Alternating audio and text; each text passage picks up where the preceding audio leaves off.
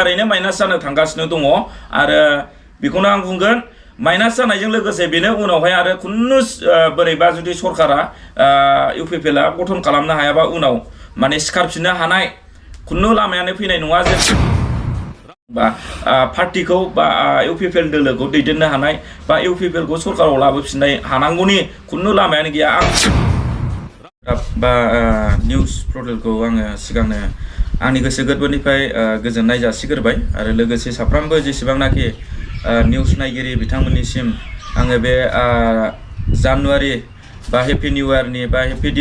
दमासिनि नामावहाय गासिबनिसिमबो आङो गोजोननायखौ जासिहरग्रोनायजों लोगोसे दिनै आङो बेयाव बुंनो नागिरनाय मेन एजेन्डायानो जाहैबाय जोंहा रिहाबिलिटेसन जायखौ होनना बुंदों रिहाबिलिटेसन एनडिबिआव इसेबां मानि खस्थ' खालामनानै एनडिबिआव थानानै नांबोनानै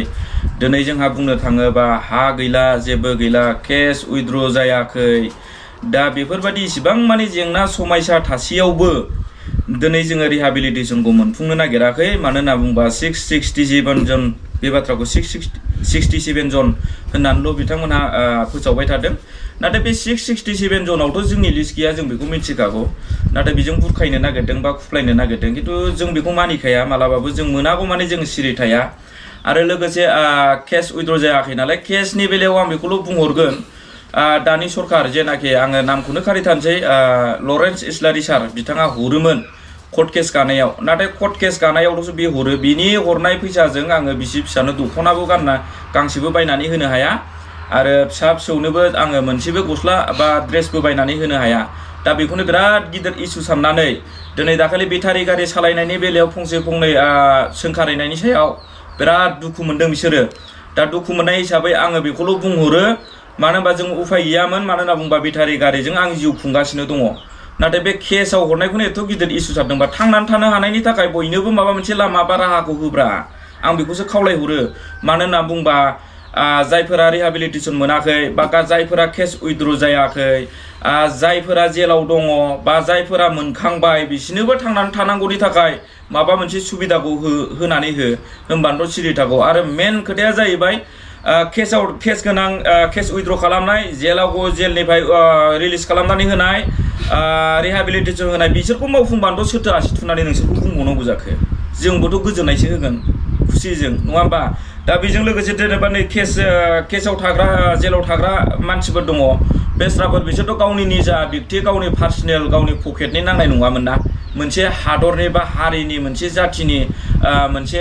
बर'लेण्डनि थाखाय नांबोनायमोन दिनै बिसोरहाल' दुखु मोनबाय बिसोरहाल' खस्थ'आव गोलैबाय दा जोंहाबो केस गोनां हिसाबै जोंहाल' जेन'बा खस्थ'खौ जोङो सैसोबाय थानाङो दा बेखौनो बेफोरबायदि खामानिखौ थाबैनो मावनानै होयोब्ला हयथ' बयबो गोजोननायखौ मोनगोन आरो गोजोननायखौ बिथांमोननो थेंक्सखौ होगोन बे बाथ्राखौ आं बुङो बेखायनो बे जानुवारि मासनि गेजेरावनो मोजाङै मोजां थाबैनो जेसेबां दङ 500 600 700 जनल' होनालासिनो जेसेबां दं गासैखौबो मावफुंनानै होयोब्ला खिन्थु जोंखौ निस्सय मोनगोन दानि सरकारा आरो बेखौ मावनानै होआबा बे जानुवारि 26 27खौल' मानसिफ्रा नेगासिनो दङ गासिबो दस्रा पलिटिकेल हिसाबै दस्रा लाइनजों खारजोबसिगोन बाहाय फाट्टाबो मोननाय नङा सोरबा लिडारानो होन सोरबा फेडारानो होन बेखौहाय जानला मोनला बुंबाबो बे खोथाया जेबो सोलिनाय नंला मानो होनना बुंबा गावबागाव संसार जानायनि बेलायाव सोरबा लिडारा मालायनि संसारखौ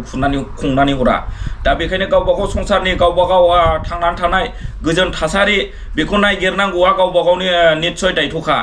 दा बे हिसाबै सान्थि भाबै जोंनो सान्थिखौ होथारोब्ला हयथ' निस्सय जोङो बिथांमोनजों सापर्ट जागोन आरो पलिटिकेल हिसाबै नंगौ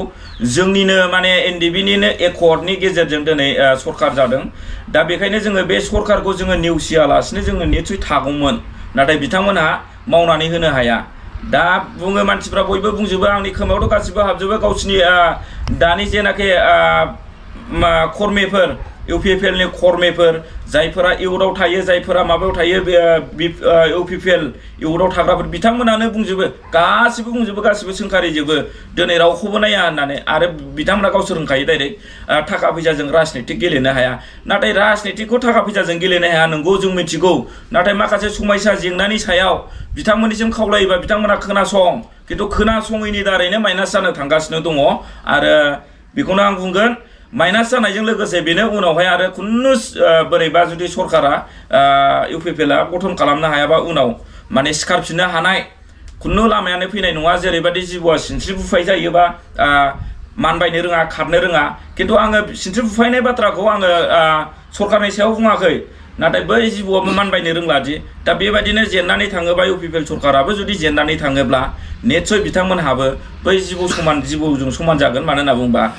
पार्टिखौ बा इउपिपिएल दोलोखौ दैदेननो हानाय बा इउपिपिएलखौ सरकाराव लाबोफिननाय हानांगौनि खुनु लामायानो गैया। आं दिखारनांदों, दुखु मोनदों, आं गोजोननायखौ होयोमोन नंगौ, फंसे फंनै बुंब्रफ्लांनायनि सायाव बिथांमोना आंनि सायाव एथ' माने दुखु मोनथारबायबा नंगौ मोन्थों, खिन्थु आङो बे मासाव बेल'नो बिपिएफआव जगदान जासिगोन, सिद्दा खोथा बियो।